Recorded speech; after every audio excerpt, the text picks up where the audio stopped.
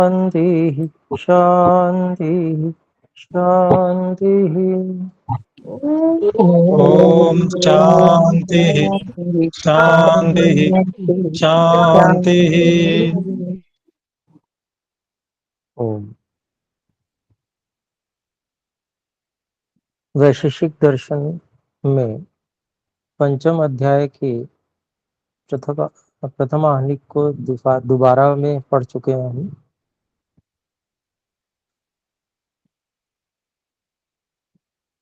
तो इसमें से यदि कोई बात प्रश्न हो या कहना चाहता हो तो हस्तोत्थापन द्वारा सूचित करें। जी बहन रिया जी बोले। नमस्ते गुरुजी। नमस्ते जी। गुरुजी यहाँ पर ये पंचम अध्याय और प्रथम आहनिक में जो हमने यहाँ पर 15वें सूत्र में पढ़ा था कि अंतिम पंक्ति उसके भाष्य में अदृष्टम ही तत्शक्ति नैसर्गिकी कारणम, यानी गुरुजी इसको नैसर्गिक कारण कह रहे हैं अदृष्ट शक्ति को। तो ये बात कैसे समझनी है गुरुजी, स्पष्ट नहीं हो रही। नैसर्गिकी कारणम यस्य तथा भूतम तदस्ति गमन रूप कर्म। तद गमन रूप कर्म। जी गुरुजी। हाँ, तो ये स्वाभाविक शक्ति, नैसर्गिक मतलब स्वाभाविक को कहते हैं। स्वाभाविक शक्ति। जी गुरुजी। हाँ, जो मान लीजिए चुंबक है तो चुंबक की एक स्वाभाविक शक्ति है जी जो अदृष्ट के रूप में कही गई है यहाँ पर। जी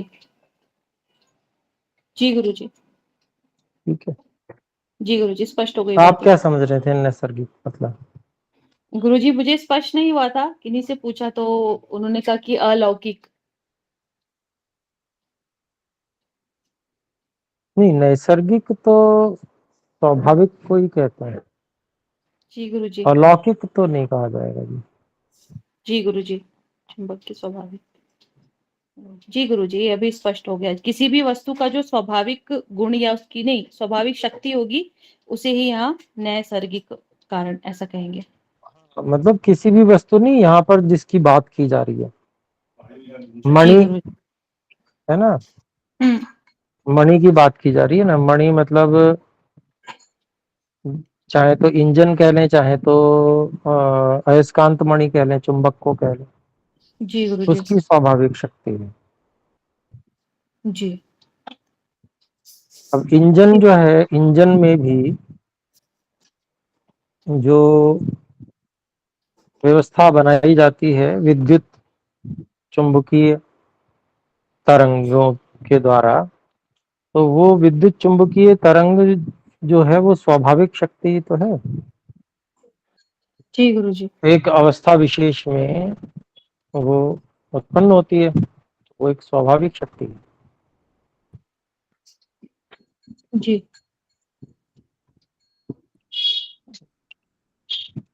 और बताएं। जी गुरुजी, ये स्पष्ट हो गया जी।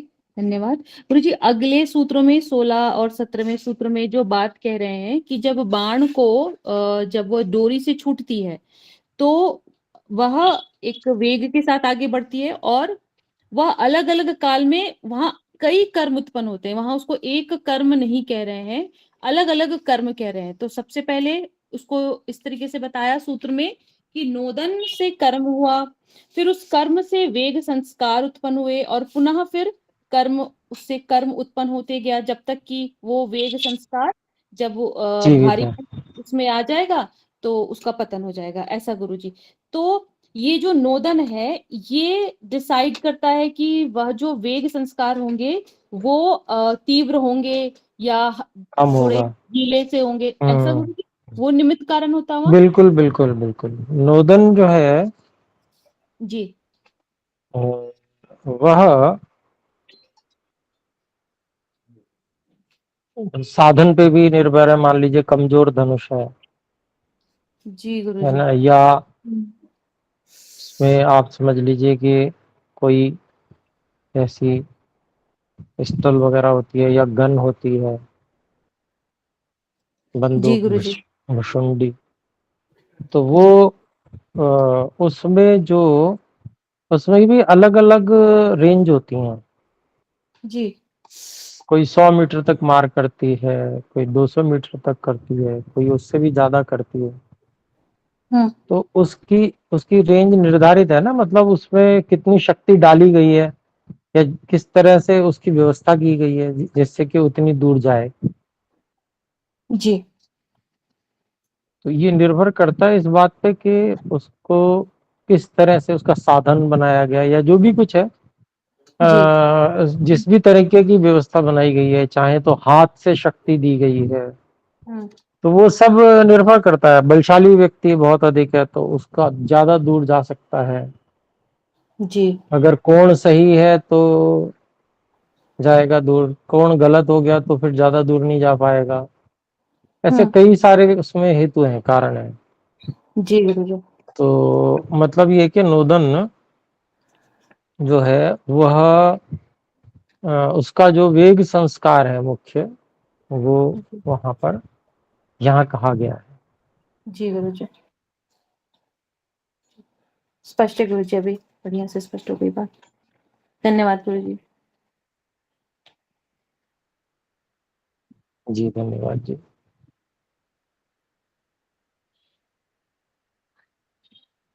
एक काफी पहले आरंभ में एक शंका उठाई थी भाई श्री आशीष जी ने।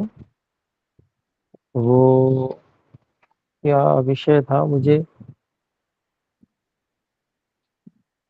अम, ऐसा कुछ ध्यान आ रहा है कि मेरे से कुछ त्रुटिपूर्ण बता दिया गया, उसका सुधार मैं करना चाहता हूँ।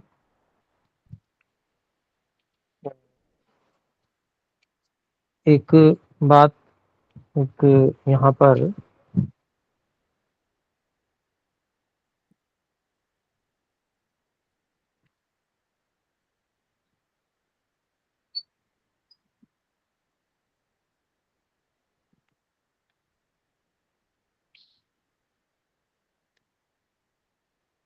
हाँ, इसमें वैसे ये था कि आशीष जी ने शंका उठाई थी कि यहाँ पर सभी चीजें नहीं है। जैसे तांबा, तांबे का उदाहरण दिया था कि तांबा, इसमें तांबे का ग्रहण नहीं किया गया है। तो मैंने कुछ ऐसा उत्तर दिया था कि तांबा मिश्रित धातु है, जबकि वो मिश्रित धातु नहीं है वास्तव में। मैंने बाद में ध्यान किया तो मुझे ऐसा लगा जैसे शायद मैंने पीतल समझ के उत्तर दे दिया होगा। तो वो मिश्रित धातु नहीं है, तांबा तो शुद्ध धातु ही है। तो उसका उत्तर वो नहीं था जो मैंने दिया, वो त्रुटिपूर्ण था उत्तर। उत्तर ये था उसका कि वहां जो पदार्थ दिए गए थे उस सूत्र में वे उपलक्षण मात्र थे, अर्थात सभी का ग्रहण नहीं किया गया, बल्कि जो जिनका उदाहरण वहां दिया गया वो उनसे अन्यों को भी समझना चाहिए, ये अभिप्राय है। उसका सही उत्तर वह है। ठीक है, सभी पदार्थों का ग्रहण नहीं किया गया उदाहरण के रूप में, बल्कि वहां कुछ उदाहरण दे दिए गए, उनसे ही एक धातु दे दी गई, दो धातु दे दी गई, लौ आदि धातु दे दी गई, उससे अन्य धातुओं को भी उसमें समझा जा सकता है। तो खैर ये वो स्थान क्या था वो अभी ध्यान में नहीं है, और सूत्र संख्या आदि देख ली जाएगी फिर उसको, यदि आपको आशीष जी ध्यान में हो तो उसका उत्तर सही कर लीजिएगा। चलिए अभी हम आगे बढ़ेंगे, या आप में से सभी कोई बात पूछना चाहते हैं तो? हाँ, अब नहीं है, ठीक है। तो पंचम अध्याय के द्वितीय आहनिक को हम देखेंगे। द्वितीय आहनिकम, पृथिव्यादिषु नोदन आदि जन्यम कर्म परीक्षते। पृथ्वी आदि में नोदन आदि से उत्पन्न हुआ कर्म परीक्षित किया जाता है, परीक्षा की जाती है।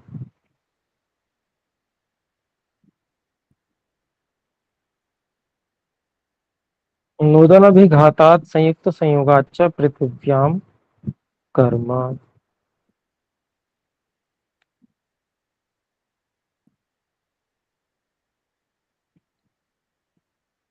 तो यहाँ पर जो है सूत्र में कह रहे हैं ऋषि कणाद जी, नूतन अभिघातात।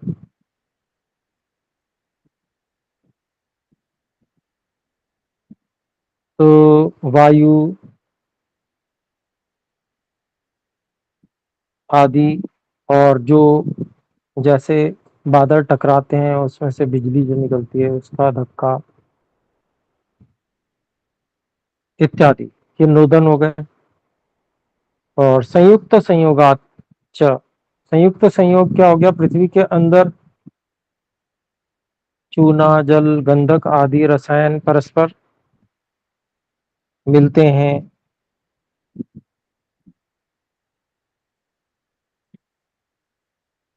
तो इस प्रकार से ये दो पृथ्वी में जो दृश्य कर्म होते हैं, दिखने वाले,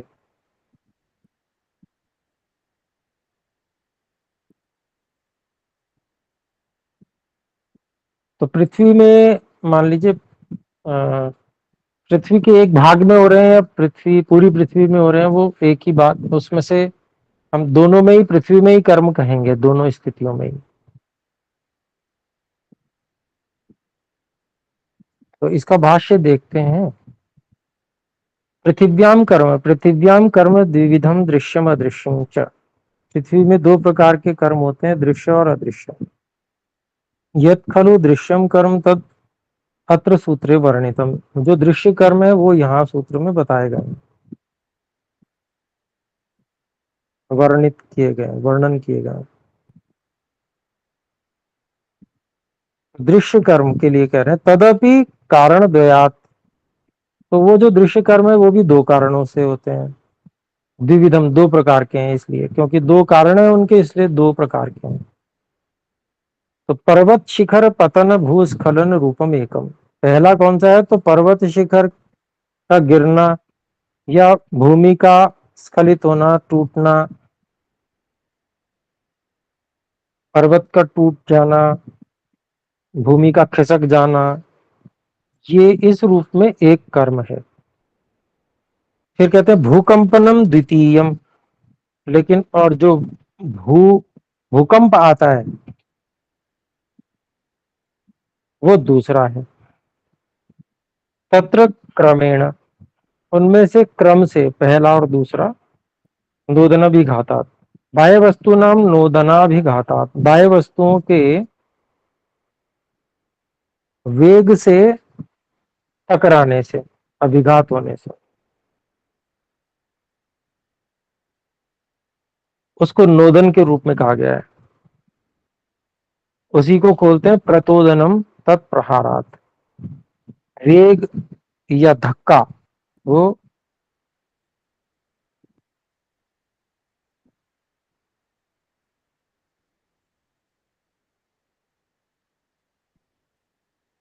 जो है वेग और धक्का, उसके प्रहारात, उसके प्रहार से।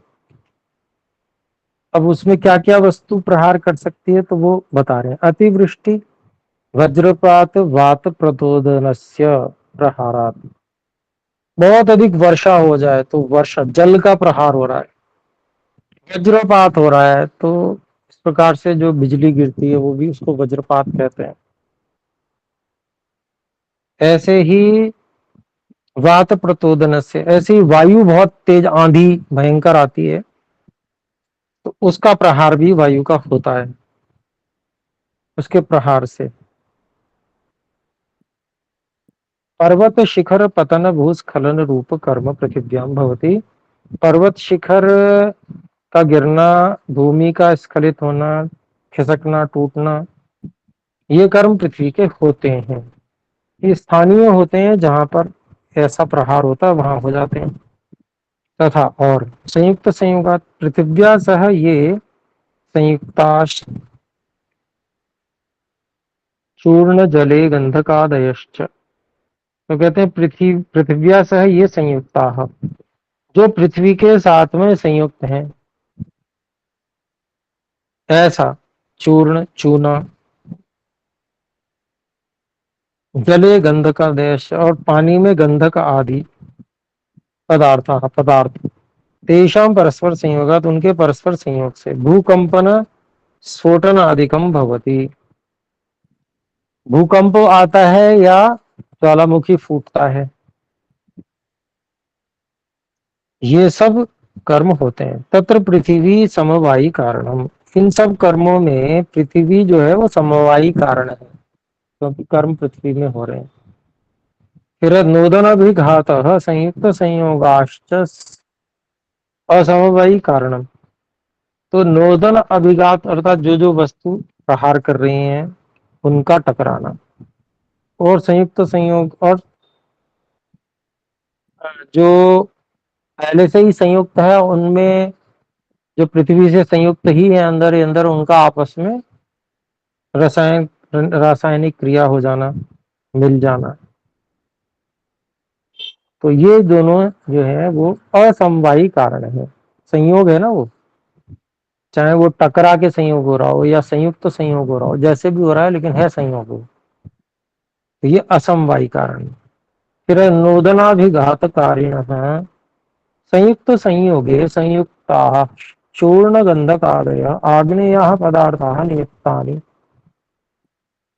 नोदन अभिघात के अर्थात जो टकराने वाली चीजें हैं, वो जो टकराने के कारण बन रहे हैं वे वस्तुएं, चाहे हवा हो, चाहे पानी जल हो, बहुत भयंकर वर्षा, या बिजली गिरे, कुछ भी, ये चीजें।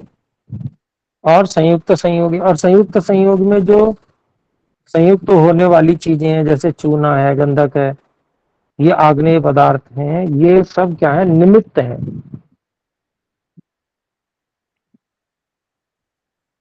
शंकर मिश्रादि शास्त्र शैल्या विरुद्धम परस्पर असंगतं च व्याख्यातम सूत्रम, शंकर मिश्र आदि के द्वारा शास्त्र शैली के विरुद्ध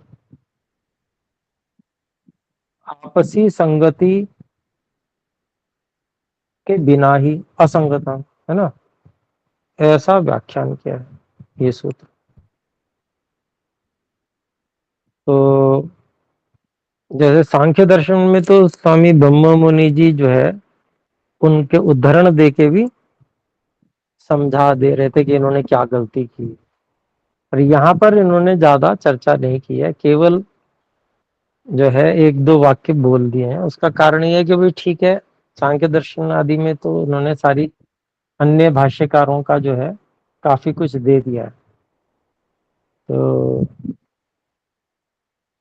जिनको जैसे ज्यादा देखना है तो वो उनके भाष्य में जाकर देख सकते हैं उन्होंने क्या भाष्य किया है। इसलिए उन्होंने उनका भी दे दिया कि भाई ऐसे ऐसे भी भाष्यकार हैं, उनका भी जाके देख लो, अगर किसी को त्रुटिपूर्ण देखना है कि भाई त्रुटि क्या है तो, और नहीं तो यहाँ पर ठीक ठीक भाष्य करने का प्रयास किया है स्वामी जी ने, तो काफी अच्छा है। अथच, और आगे की बात कहते हैं, दूसरा सूत्र है तद विशेषणादृष्टकारितम,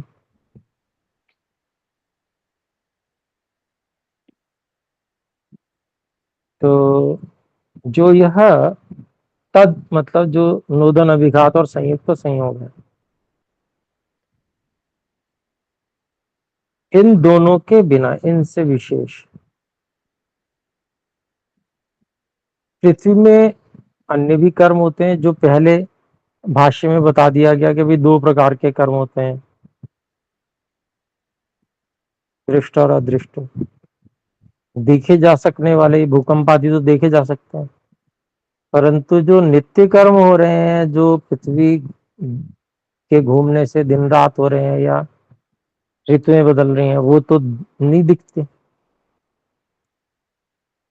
वो पृथ्वी के कर्म तो दिखते नहीं है, प्रभाव दिखते हैं उनके, तो वो क्या है, अदृष्ट कारितम।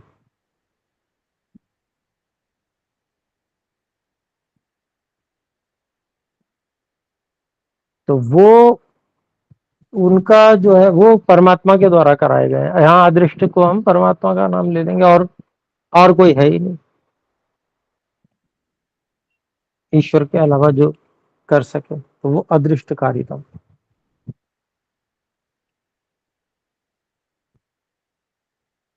तो आइए इसका भाष्य देखते हैं। तद विशेषेण तत्शब्दो नोदन अभिघात संयुक्त संयोग परामृशति। तत्शब्द जो यहाँ पर है वो पिछले सूत्र में जो बात कही गई उसी नोदन अभिघात और संयुक्त संयोग को ही यहाँ पर ले रहे हैं, ग्रहण कर रहे हैं। विशेषश्च व्यतिरेको बिना भाव, और विशेष जो है मतलब उनके बिना, व्यतिरेक है मतलब जो पहले कहा उसके बिना, उसके अलावा, उससे भिन्न, ये कह रहे हैं। फिर आगे कहते हैं नोदनाभिघात संयुक्त संयोगाभ्याम व्यतिरेकेण बिना भावेन, नोदन अभिघात संयुक्त संयोग इन दोनों से व्यतिरेकेण भिन्न, बिना भावेन इनके बिना ही, इनके इनसे अलग, नोदन अभिघात संयुक्त संयोग योह अभावे, मतलब ये दोनों नहीं हो मतलब ये जब होते हैं होते रहे, इनसे कोई लेना देना अभी मतलब इनकी बात नहीं की जा रही है, कुल मिला के बात ये है।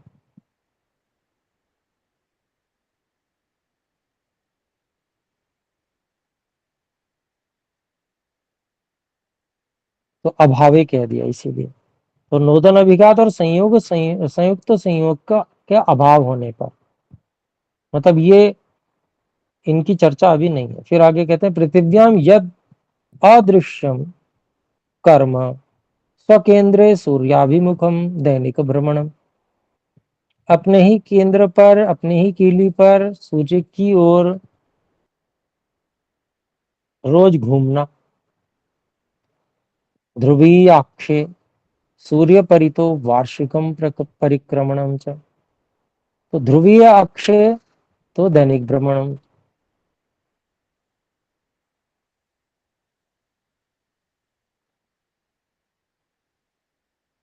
और सूर्य के चारों ओर वार्षिक परिक्रमणम, वर्ष में पूरे सूर्य का एक चक्कर लगाना है ना। ये अदृष्ट कारितम, अदृष्ट शक्ति कारितम, नैजिकी शक्ति ही एव ईश प्रेरिता खलु अदृष्टम, तो ये अदृष्ट शक्ति के द्वारा कराए गए हैं, ये कर्म कराए जा रहे हैं।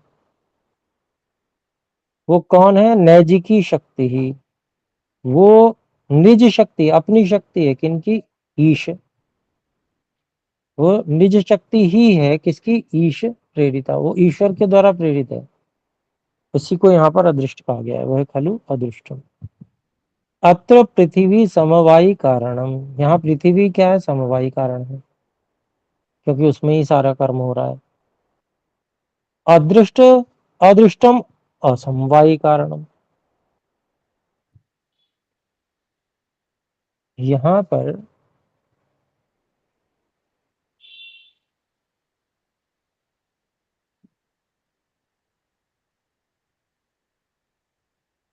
अदृष्ट जो है वो तो ईश्वर को कहा गया है, लेकिन यहाँ पर जो अदृष्ट है वो यहाँ पर हम देखते हैं कि असमवायी कारण जो है हमेशा गुण होता है कोई, है ना। तो यहाँ पर भी वेग ले लेंगे, या ईश्वर और पृथ्वी का आपस में संयोग, मतलब अदृष्ट शक्ति और पृथ्वी का संयोग, ये असमवायी कारण लेंगे, है ना। तो यहाँ पर स्वामी जी ने कुछ थोड़ा सा इसमें थोड़ा सा सुधार करने की आवश्यकता है। फिर है अदृष्ट प्रेरको ईश्वरो निमित्त कारणम, प्रेरक, अब यहाँ अदृष्टम असमवायी कारणम का, ये अदृष्ट प्रेरक परमात्मा है, वो निमित्त कारण है, तो वही तो अदृष्ट है ना। ईश्वर को ही अदृष्ट कहा गया, लेकिन अदृष्ट का संयोग पृथ्वी से, ये हम, क्योंकि उसका संयोग हुए बिना तो गति दी नहीं जा सकती, संयोग होगा तभी तो गति देगा। तो वो दिखने योग्य संयोग नहीं है, लेकिन है, वो असमवायी कारण है, और जो अदृष्ट प्रेरक है ईश्वर, वह निमित्त कारण है। आगे कहते हैं शंकर मिश्रा देवी ही इदमपि सूत्रम अन्यथा व्याख्यातम। शंकर मिश्र आदि जी के द्वारा यह भी सूत्र कुछ और ही अर्थात गलत व्याख्या कर दी गई है। तो अगला सूत्र देखते हैं, अपाम पतनम कथमिति उच्यते। जलों का गिरना क्यों होता है, इसके बारे में कहते हैं, अपाम संयोगा भावे गुरुत्वात् पतनम।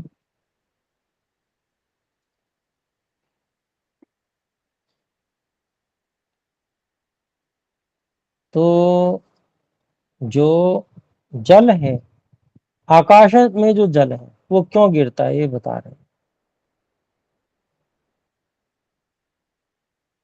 जी आशीष जी बोलो। प्रणाम आचार्य जी, समय हो गया। हाँ हाँ जी धन्यवाद, ठीक है आपने ध्यान दिला दिया। चलिए ये सूत्र हम फिर अगली कक्षा में देख लेंगे, बिल्कुल। अपाम संयोगा भावे गुरुत्वात् पतनम। तो ठीक है, आइए विराम कर देते हैं, क्योंकि ये अब शुरू कर देते तो फिर समय अधिक निकल जाएगा। तो ये उचित है कि इसको अभी न लिया जाए। तो आइए मिलकर एक बार ओम का उच्चारण करके कक्षा को विराम करते हैं। आप स्वाध्याय करें, विचार करें और शंका पूछ सकते हैं। आइए अगली कक्षा में, आइए ओम का उच्चारण। ओ ओम